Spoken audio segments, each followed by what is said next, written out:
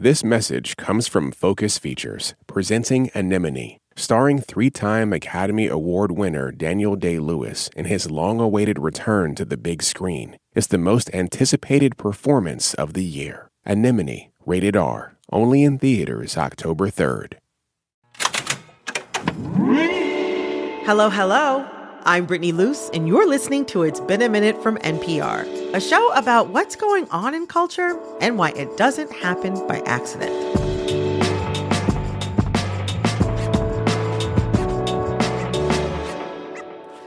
Alex, you live in Chicago. Do you care to make a case for why it's the best city in America? Yeah, I was born here. It's great. That's a solid reason, actually. Very solid. Yeah, no, exactly. It's kind of bizarre, too, because the longer you're in Chicago, the more you basically realize you know someone in Chicago by like a degree of 3 people removed or 4 people removed. That's actually very beautiful. That's very beautiful. Yeah. I will say Chicago puts up a good fight. But, I mean, you're wrong. I think New York is the greatest city in America. I'm not even from there, but I live here. I've been here 13 years. And hopefully, by the grace of God, I will be a lifer. But according to Donald Trump, both of our cities, Abdullah, you live in New York too. So yes, literally all of our cities are, to quote Trump, rotting cesspools of blood. Last month, Trump decided to send National Guard troops to Washington, D.C., which he said was a response to crime and homelessness. Federal officers also arrested over 2,000 people. And as of August, 80% of those arrests were for misdemeanors. Then it looked like it could be Chicago's turn. Earlier this month, Trump posted this quote: "I love the smell of deportations in the morning. Chicago about to find out why it's called the Department of War." Along with a picture of him in a Robert Duvall hat in front of explosions and helicopters and the phrase, "Chi-pocalypse now." This is a reference, of course, to the 1979 Vietnam War film, Apocalypse Now. Trump later walked back that Chi-pocalypse now statement and said, quote, "We are not going to war," end quote. And he seemed to move on from Chicago. Attorney General Pam Bondi said they would deploy troops to a, quote, "city who wants us there," end quote. This week, Trump signed an order sending the National Guard to Memphis, Tennessee instead. But he's also said he wants to turn back to Chicago after that. And it's not just D.C., Chicago, and Memphis on his radar. Trump has floated the idea of sending troops to other major cities like New Orleans, New York, Baltimore, Portland, St. Louis. And I understand why there's a perception of some of these cities being dangerous. As of 2023, D.C. and the counties that New Orleans and Memphis are in had some of the highest murder rates in the country. But here's the thing. Crime has dropped significantly this year already without his intervention in every single city I named. So I really want to know, why send the troops anyway? I'm here with Abdullah Fayyad, policy correspondent at Vox. Thanks for having us. And Alex V. Hernandez, neighborhood reporter at Block Club Chicago. Thanks for having us. And they're going to tell me about what makes Chicago in particular a persistent target for Trump, and why cities in general are capturing Trump's scrutiny. Okay, I do wonder about this narrative, though, that all these cities that we've been talking about are these rat-infested. Actually, I can't really fight you on the rats, though. Yeah, we do have rats, unfortunately. I can't fight you on that. But, that cities are these rat-infested, crime-riddled, horrible places to live, full of, dastardly people. And, the county Chicago's in does have the highest number of raw murders in the country as of 2023. But Chicago's murder rate, which is murders per 100,000 people, doesn't even crack the top 10 in this country. Other cities that Trump has talked about are in the top 10, like New Orleans and Memphis, but crime has already been going down in all these cities we've been talking about. Why does that narrative about cities still have such a strong pull when crime has actually been going down? Yeah, I mean, this isn't just unique to Trump, but we've seen this kind of rhetoric from the right for a very long time. This focus on democratic cities as these cesspools for corruption and crime. One pattern that I think emerges out of all of this rhetoric is that often the cities that they're targeting are not just democratically run, they also have large minority populations. In the case of DC, for example, DC, historically a majority black city, no longer a majority black city, but still predominantly black, has long had this very strange relationship with the federal government because its status as a federal district and doesn't have full autonomy as states do. But that relationship, the federal government has always had a very paternalistic relationship with DC, essentially implying that the residents of DC can't be really trusted to govern themselves. And this was especially the argument against DC statehood when DC's black population was at its peak, in the 1970s, early 1980s. Mm-hmm. Washington, D.C. had only, and still to this day, has only elected black mayors since the Home Rule Act. And there has always been these kind of racist ideas that black people can't be trusted to govern themselves, that DC's government can't run a budget. All of that rhetoric obviously ignores the fact that we also see crime in Republican-run cities and Republican-run states. But there's this fixation on depicting, these melting pots, these cities that are not at all homogenous, these cities of immigrants, these cities that are really diverse, depicting them as chaotic, as nightmares, as hellscapes, as crime-ridden, because these cities' success, essentially are a promotion of the success of a multi-ethnic, multiracial democracy and society. But their success is also a threat to the worldview, that we should be a much more homogenous society, an ethno-state, in some circles of the far right. I had my team reach out to the White House for comment on all of this, and I got a note from White House spokeswoman Abigail Jackson. Here's what she said about Trump's thought process on this. Quote, "The president is deciding which cities to help based solely on fixing crime. Any claim to the contrary is not only false, but needlessly divisive. Making American communities safe should be something that everyone can unite around." End quote. So that's a little insight into the thinking behind Trump's approach to these different cities. And because Trump signed that order to send the National Guard to Memphis, we imagine that troops will be there soon. But Trump said he definitely would have preferred to send them to Chicago. What has changed for you knowing that Trump has pivoted from Chicago to Memphis, but also knowing that Trump has expressed that he'd like to circle back? One of the things about Trump being president is how unpredictable tomorrow is. But when it comes to this, I think we're not necessarily seeing a change in priority, maybe so much as logistics. Memphis, a lot of the motivating factors are the same. But I think part of the appeal for Trump and his administration to go to Memphis now, is that they have friendlier lawmakers at the top. Tennessee is Republican controlled. The governor is welcoming of the National Guard, despite the mayor's concerns. The mayor who's a Democrat, the governor who's a Republican. Yeah, no, some of the press conferences that Block Club has covered regarding Pritzker and regarding Mayor Johnson here in Chicago, both of them have been very, very forward about saying that if the National Guard comes, they would bring Trump to court and the administration file a lawsuit similar to what Los Angeles did. So I do feel like because the governor and the mayor are kind of lockstep when it comes to if they come here, they will file litigation against this administration, it's less attractive to kind of like open that can of worms. It's not just about Chicago. It's also not just about DC or Memphis. It's New Orleans, New York, Portland.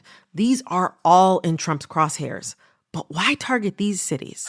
This is all part and parcel of his broader immigration agenda. And when it comes to Republican-run cities, he's getting a lot of cooperation. He's meeting some resistance from Democratic cities. One last thing I would add about this, too, some conservatives are afraid of these cities. They think they are crime-ridden, but they also do view them as these, landmarks, as these essentially these symbols of America. That's how we depict America, both here and the world. I mean, what's famous here? It's the Washington Monument, Lincoln Memorial. It's the Empire State Building. It's the Hollywood sign. Right. All of our major landmarks that aren't our national parks are mostly in our most major cities. So there's this weird relationship with cities, I think, that both admires them from a distance, but also feels like they've been taken away from quote unquote real Americans. Just think about how they frame the immigration debate, as a quote unquote invasion. That's how I see it. And that's why I think there's such a fixation on cities where the local politics, the culture is dominated by ethnic minorities. It is such a threat to the worldview that rejects multiculturalism and multiracial democracy. Just one thing to add in. According to one poll from last month from the AP-NORC Center for Public Affairs Research, 96% of Republicans see crime as a major issue in big cities, which is a staggering number. But so do 68% of Democrats, which is a bipartisan majority.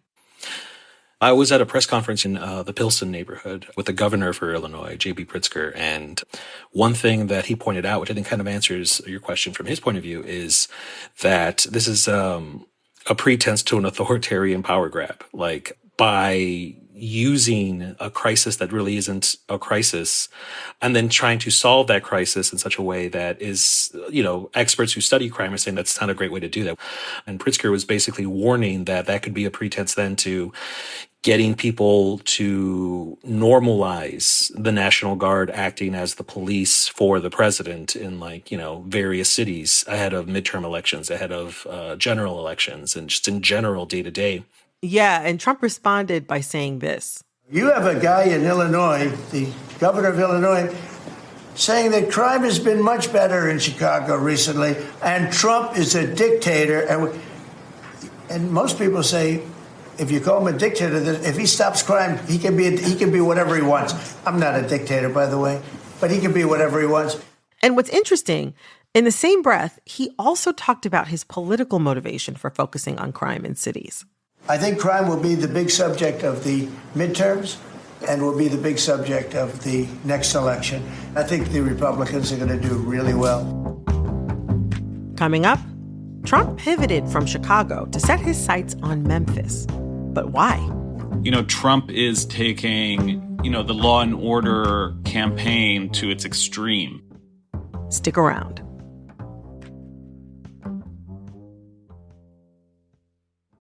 Support for this podcast and the following message come from Made in Cookware. President and co-founder Jake Kalick shares the key ingredients that go into Made in products. We try to design products that are going to last you an incredibly long time. And to know that we're making this in places that take the raw materials seriously, take the manufacturing processes seriously, that's ultimately what's going to allow us to sleep better at night selling this product to you. Learn more about Made in Cookware at madeincookware.com.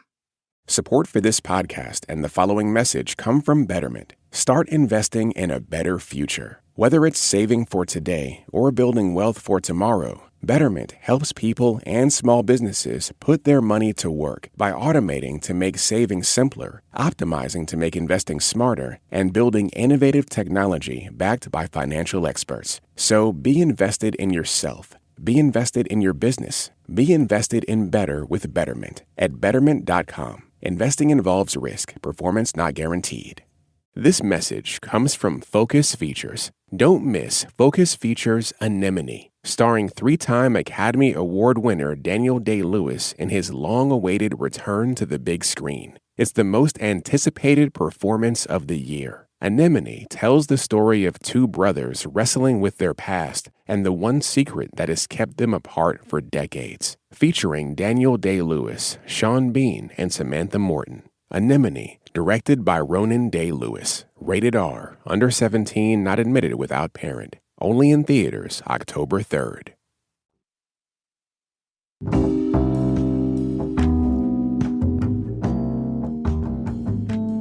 When Trump first set his sights on Chicago about 2 weeks ago, we did see a lot of protests pop up there.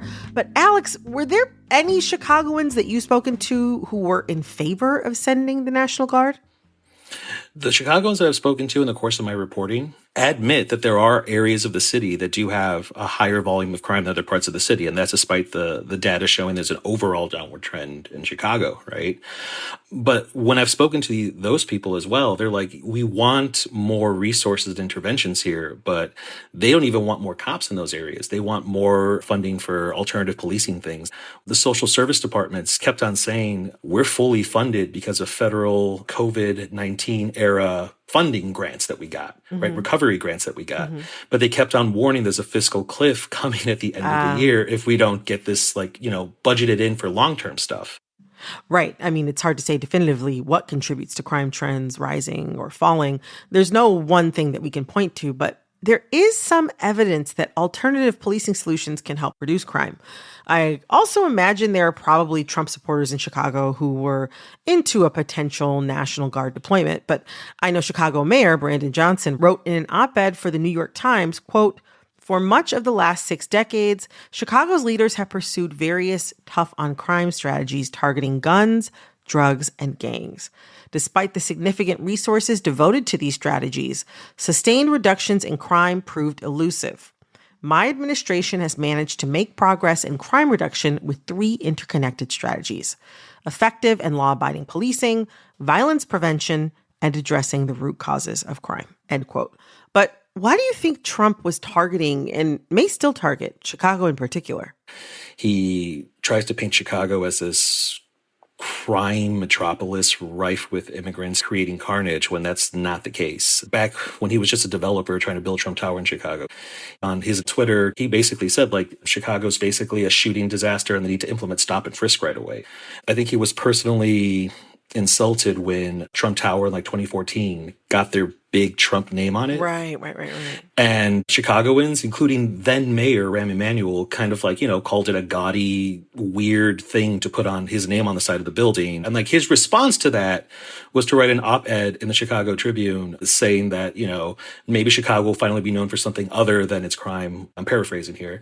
Also, in 2016, during one of his campaigns, he had a rally at one of our universities, or was going to have a rally at one of our universities, and a fight broke out between protesters against then candidate Trump and his supporters, which resulted in him not showing up to the rally and the rally getting canceled. A lot of community organizers I've spoken to over the years are very proud of the fact that they, quote unquote, chased Trump out of Chicago. It's not just about Chicago either. I mean, I think we've seen a pattern of Trump targeting cities.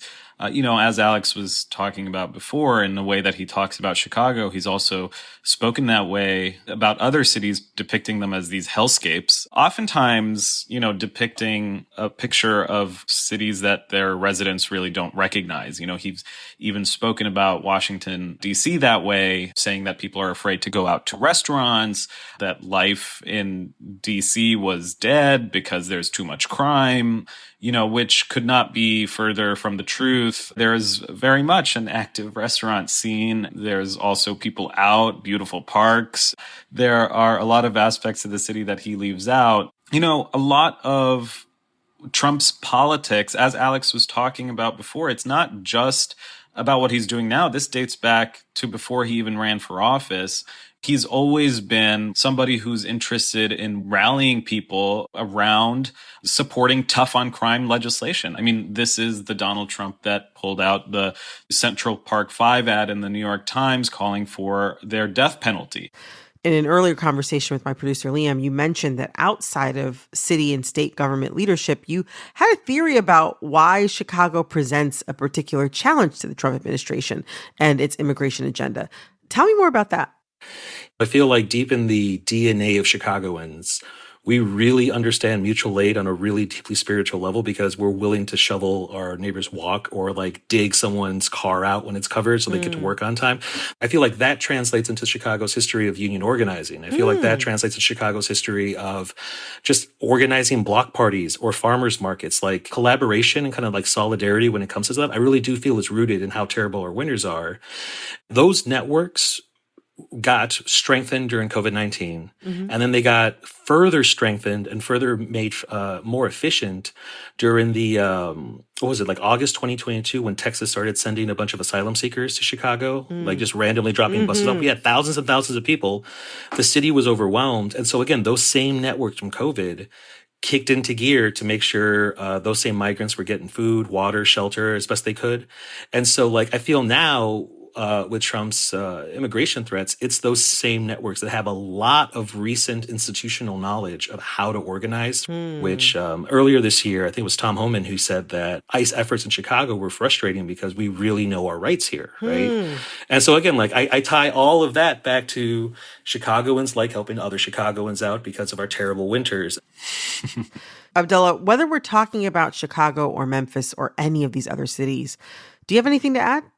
It's tough to know exactly how long this will go, how far this will go on.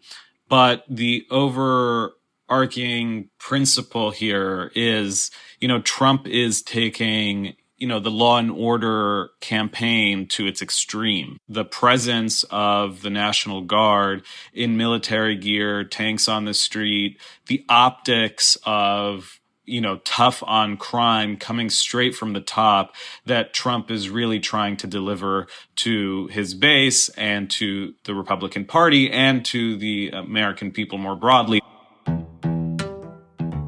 Alex, Abdullah, I appreciate y'all coming on and talking with me about this. Thanks so much for having us. Yeah, thanks for having us.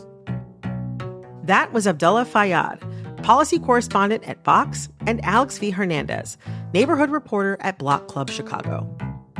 And you all know I love hearing from you, and I just want to shout out one comment I read this week on our episode about AI deadbots. Spotify user Max C. wrote, quote, "Not AI coming for the psychics' jobs now." That's very funny. Max C., I am with you. I don't know if I want a machine to act as my medium. I think we're on the same page with that. And to everybody else, I love hearing what y'all connect with in these episodes. So wherever you're listening, drop a comment or review, and you might just hear me shout you out right here. This episode of It's Been a Minute was produced by Liam McBain. This episode was edited by Nina Patak. Our supervising producer is Barton Girdwood. Our executive producer is Verilyn Williams. Our VP of programming is Yolanda Sanguini. All right, that's all for this episode of It's Been a Minute from NPR. I'm Brittany Luce. Talk soon.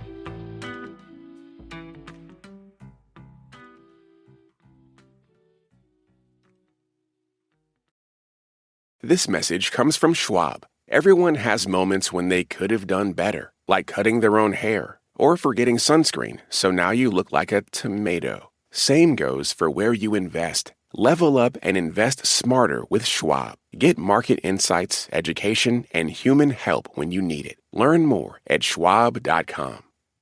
Support for NPR and the following message come from Boll & Branch. Turn your bed into a sanctuary this fall with their buttery, breathable bedding. Enjoy 15% off your first set of sheets at BOLL&branch.com with code NPR. Exclusions apply. This message comes from Bombas. You need better socks and slippers and underwear because you should love what you wear every day. One purchased equals one donated. Go to bombas.com/NPR and use code NPR for 20% off.